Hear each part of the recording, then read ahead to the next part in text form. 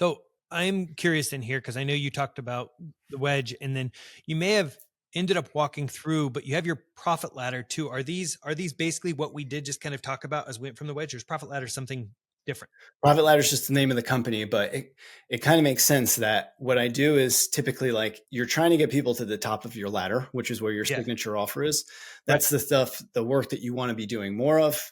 And unfortunately, you're spending more of your time selling it and marketing it than you are doing it.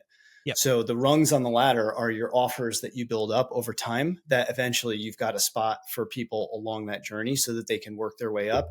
Some will some will just see a post of yours, it'll resonate so deeply and they'll go right to Right. your signature offer. That's a nice thing.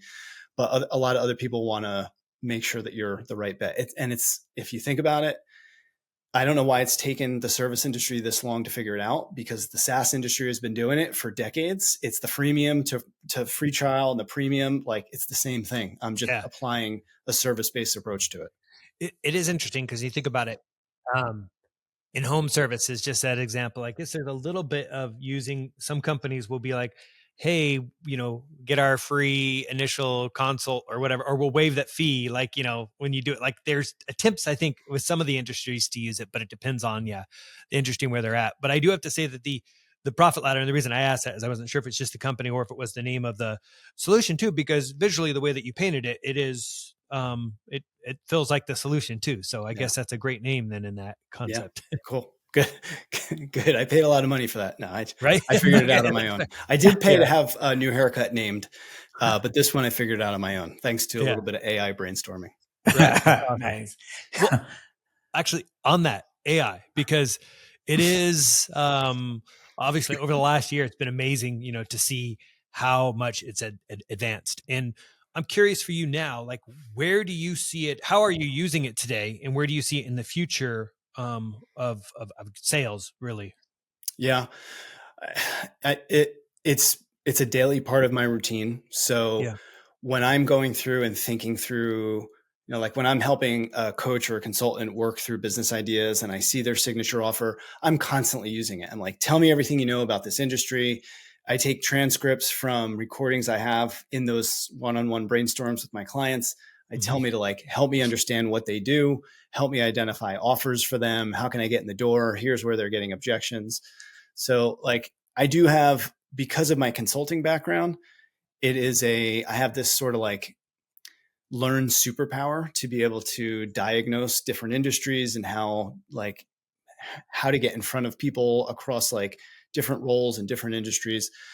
But like AI has been such a great thought partner for me. So I use it in client engagements. I use it in all of my content brainstorming, my newsletters, my LinkedIn posts.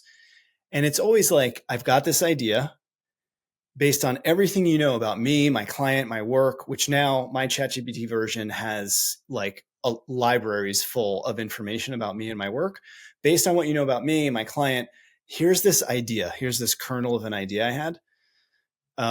Pull it apart. Like, I Yeah. want to convey these 3 points. Like, what should I touch upon? And, like half the time I'll overdo it. And then I'll say, cool, this is what I came up with. Can you make it simpler? And they'll Yeah. strip away all of my beloved catchphrases and sarcastic, witty memes and whatnot, and just makes it clearer to understand. When you're doing that, are you literally just ChatGPT with its memory? Are you using project specific? Are you training GPTs? No, I haven't gone to that. I'm just using ChatGPT. I Yeah. haven't Okay. used any like custom stuff.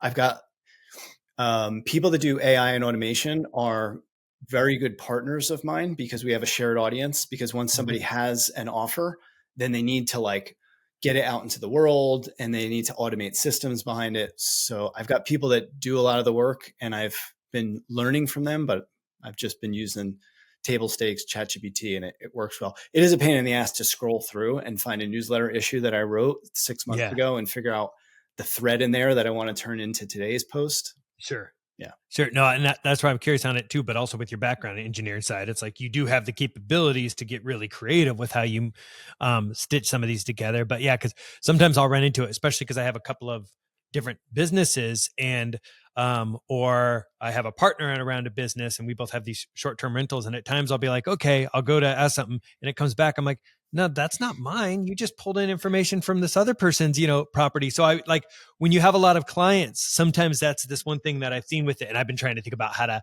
organize it to not, but I think that's where, again, it's a great brainstorming partner. You still have to ultimately, streamline or pull out the right information that you want.